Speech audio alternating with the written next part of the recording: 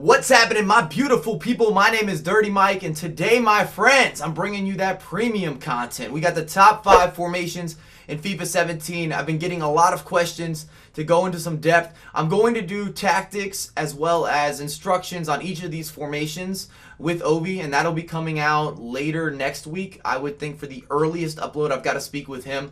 But if you enjoyed the content, please drop a thumbs up, share it around the community a little bit. Also in the comments down below, let me see your top 5. We might not agree, and that's fine. I like some dialogue. I want to get some opinions. But without further ado, wait, hold on just a minute. Speaking of FIFA 17, G2A is running an amazing promotional right now. You can use Dirty and get a discount. I'll throw it on screen. The links are going to be in the description as always.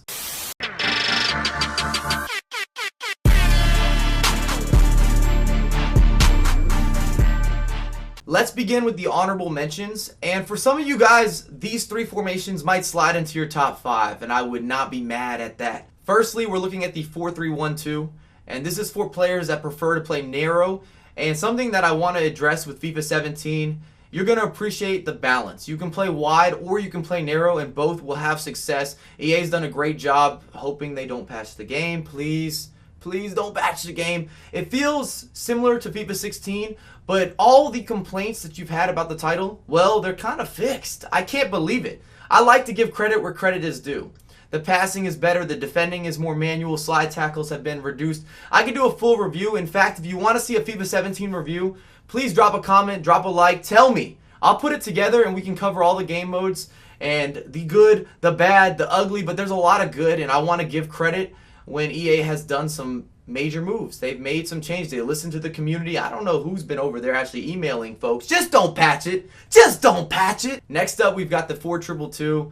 You guys know I've had a relationship with this formation in the past. Last year, they ruined it. This year, it's looking strong once again. I don't know about the FIFA 15 days. I don't want you guys to get that large of an expectation, but it's in my honorable mention. Last of the honorable mentions, we're looking at the 3-5-2. I can appreciate it. The triangle play that you have in the midfield. You got the wingers where you're able to whip in crosses now, the 2 strikers. And I've been able to defend very well with 3 at the back if you're anticipating right. Of course, if you're making mistakes or you don't see the game as quick as your opponent, then you will be punished if you lose the ball in a bad area. Remember, you got 3 at the back. Is a counterattack coming? You better believe it. Still worth mentioning as an honorable mention and a solid choice for a formation this year. Bam, bam, bam! Woo! Did you see that kind of energy we got? At number 5. 4-3-3-5. Yes! I know, that might be a surprise, but the false 9's on the come up. I've seen Japes using it. I've been playing with it on stream. A couple of my subscribers that are great players have also highly recommended the 4-3-3-5. So if you're interested in trying a different formation, it just gives you a lot of good options. It's solid defensively, and you're able to attack this year. You can kind of play in the midfield in the 4-3-3-5 or go through the wings. It's one of the benefits of this formation. It just has a very natural and genuine flow when you're building up, when you're chasing back, when you're looking for outlets, when you're looking for a counterattack. It kind of gives you a little bit of everything. And if you like the wide look, you prefer to have those wingers, then you will appreciate the 4-3-3-5, the false 9. I guarantee it. I didn't set it up like this, but at number 4, we have the 4-3-3-4. And I love this formation. For me, this is my favorite wide formation in FIFA 17, but that's a personal preference, and I'm not sure everyone would agree with me, and that's why it's coming in at number 4. But if you like to have that instant counterattack and an interchangeable center attacking mid with the striker, that's what you're going to see a lot in this formation that differentiates it from using the 4-3-3-5, is that your cam and your striker, they both need to be pacey and stellar attackers, because they're going to swap from time to time. A little 1-2 action here, and you're able to have one come forward and the other one slide in behind. But I love this formation. It gives me a lot of space on the wings. I'm solid with the skill moves. As I stated previously, it's more manual on the defensive end, which means your skill move value can go up. Even if you think skills are a little bit slower, there's a certain level of crisp activity, and a lot of people that were relying on the contain, oh, they're about to get toasted in FIFA 17. That's what I want to see. I like a skill gap, and I like manual defending, just manual build up, anything that makes it where the person that plays more will have an advantage over someone who just picked up the game. I think that's fair. That's how it should be. If you invest more time, you should be better than somebody who just picked up the title. That's just my opinion. Midway point. we have the 4-3-2-1. And for some people, this will be their top formation.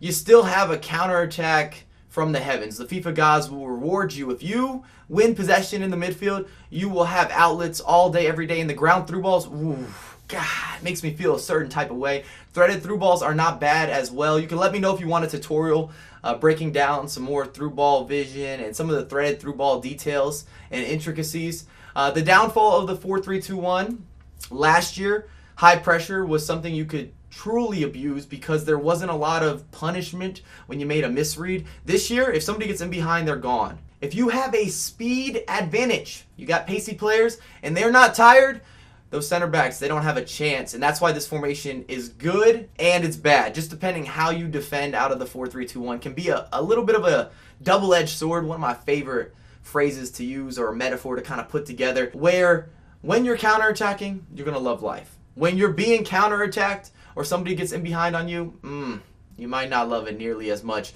But it's a solid number 3, and I would not be mad if you bumped it up to number 2 or number 1, just depending how you play. If you're a direct player or have that YOLO vision, the 4-3-2-1 is always going to be a good look for you. If you want to hold possession heavily, you want a slower build-up, there's a couple other formations that might work. Just a tad bit better. Hey, can you hit me with a drum roll? No? You can't do that? Okay. At the runner-up position, we have the 4-2-3-1, and I'm actually going to put both variations together. Because this year offers balance, you can play this wide or narrow. I've had success with both. Very defensive formation, and I recommend this. Please jot this down.